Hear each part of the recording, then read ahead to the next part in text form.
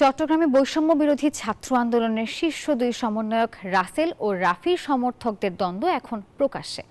দুই পক্ষের সমর্থকদের মধ্যে বাকবিতণ্ডা, পাল্টাপাল্টি সমাবেশ ও উস্কানিমূলক বক্তব্যে হতাশ সাধারণ শিক্ষার্থীরা। এমনকি নারী সমন্বয়কদের উপর হামলার অভিযোগও উঠেছে রাসেল সমর্থকদের বিরুদ্ধে।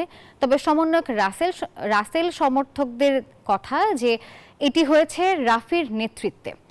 লাঞ্ছিত হয়েছে কেন্দ্রীয় সমন্বয়করাও। ফ্যাসিবাদের বিরুদ্ধে ছাত্র জনতার আন্দোলনের নেতৃত্ব দেয়াদের এমন কাণ্ডে হতাশ নাগরিক সমাজের প্রতিনিধিরাও। রতন দাসের ছবিতে চট্টগ্রাম থেকে আরও জানাচ্ছেন নয়ন বড়ুয়া জয়। চট্টগ্রামে জুলাই বিপ্লবের গণ অভ্যুত্থানের নেতৃত্বে ছিল বৈষম্য বিরোধী ছাত্র আন্দোলনের শিক্ষার্থীরা।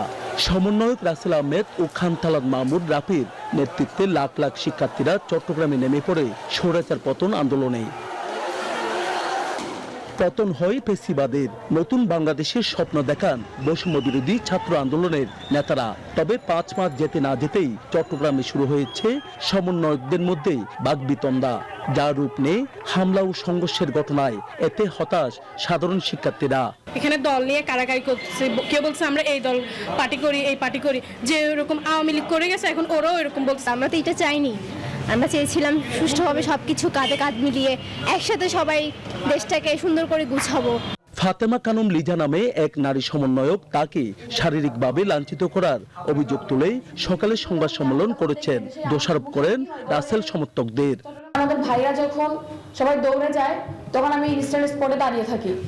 তখন আমি তানভীর শরীফকে জিজ্ঞেস করি যে আপনি টোকাইদের সাথে কি করেন, টোকাইদের সাথে আপনার সম্পর্ক কি, তারা আমাদের উপর হামলা করছে। শনিবার বৈষম্য বিরোধী ছাত্র আন্দোলনের মুখ্য সংগঠক আব্দুল হান্নান মাসুদ ও কেন্দ্রীয় সমন্বয়ক রাসেল আহমেদের নেতৃত্বে চট্টগ্রামে জুলাই ঘোষণাপত্র প্রকাশের দাবিতে লিফলেট বিতরণ অনুষ্ঠানে রাফিকে দাওয়াত না দেয়াকে কেন্দ্র করে বিরোধ চরমে উঠে।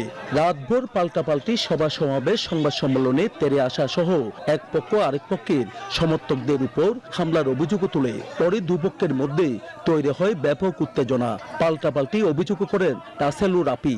নিজামুদ্দিন সহ আরো অনেক উদ্ধত ছেলে মেয়ে আব্দুল হান্নান মাসুদকে অবরুদ্ধ করে ফেলে।